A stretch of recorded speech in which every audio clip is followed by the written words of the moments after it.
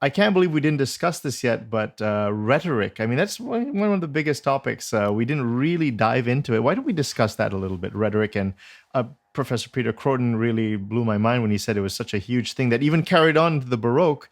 Let's talk about that topic and its importance in performance.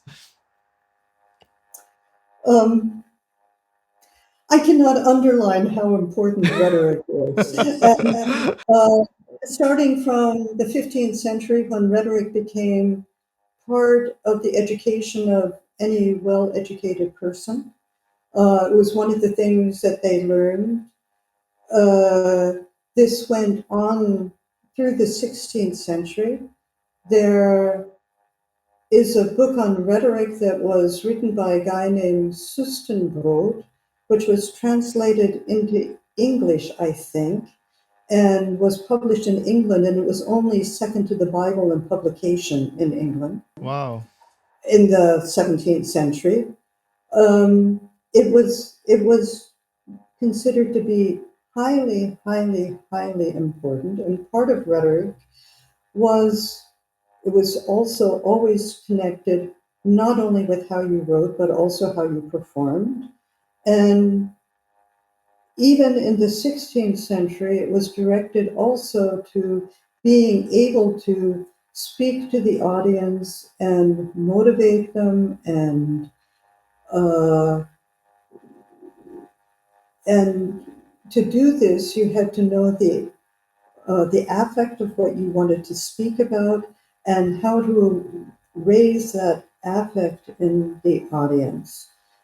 And this is just spoken about, and we have this idea that this 16th century music is all pure and abstract and Right.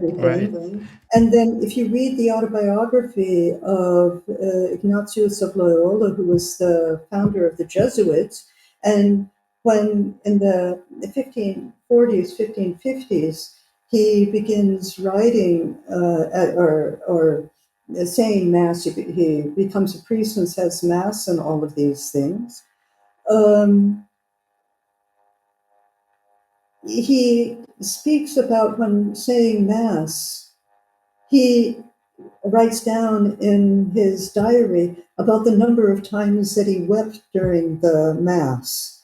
And he sets up a whole system of meditation. And you go through the life of Jesus in it.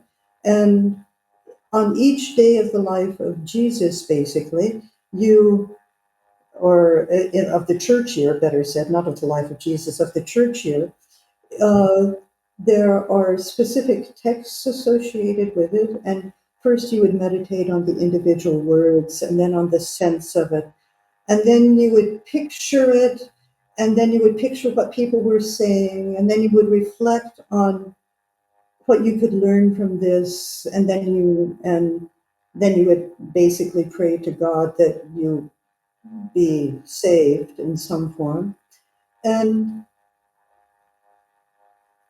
Ignatius had a big book published in which there are sort of comic like engravings for each day of the church year, where the saying and the story that is involved in the life of Jesus is marked out, and you can see him going from one place to another place to another place to another place to another place. And so you can follow the whole story. Then you're told what to meditate upon. And then, after meditating, usually on the pain that Christ or Mary had to go through, and in order to uh, save you, you had to pray for salvation.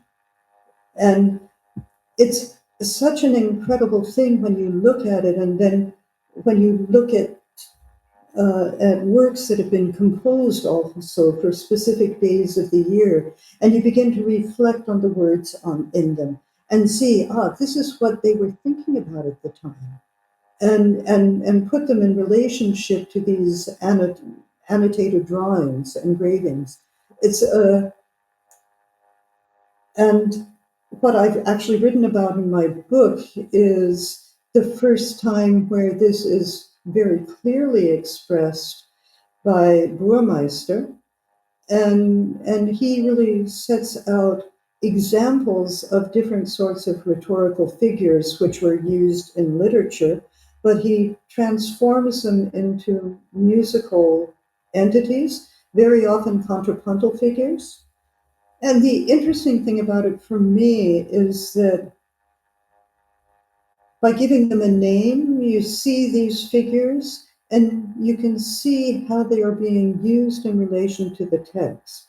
And then all of a sudden you begin understanding, this contrapuntal figure, whether it be some sort of imitation, a fugal imitation for him is a rhetorical figure, just as is a noema, which is a homophony, is also, or whether a couple of voices begin and then are followed by another couple of voices, or with two different themes. And so you begin understanding they're thinking about this in terms of rhetoric and the ornament of the text.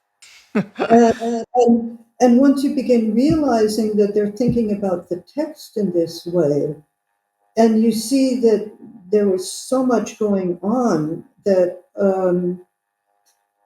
it just leaves me um, I didn't learn this in school.